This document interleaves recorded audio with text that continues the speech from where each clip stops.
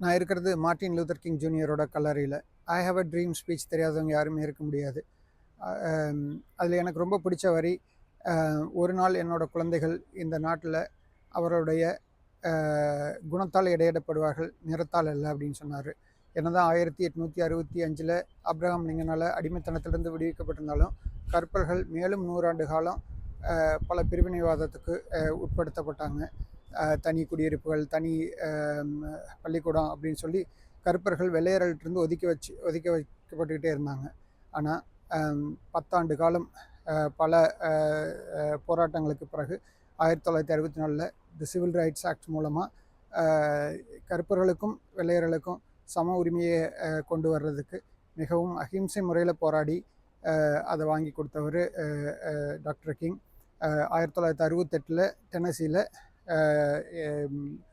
இது எல்லாத்துக்கும் சமமான சம்பளம் கிடைக்கணும்னு போராடிக்கிட்டு இருக்கிறப்போ ஒரு வெள்ளை வெறியனால் இனவெறியனால் சுட்டுக் கொல்லப்பட்டார். 1968 இருந்து அவருடைய கல்லறை வந்து இங்கே அட்லாண்டாவில் இங்கே வைக்கப்பட்டிருக்கு.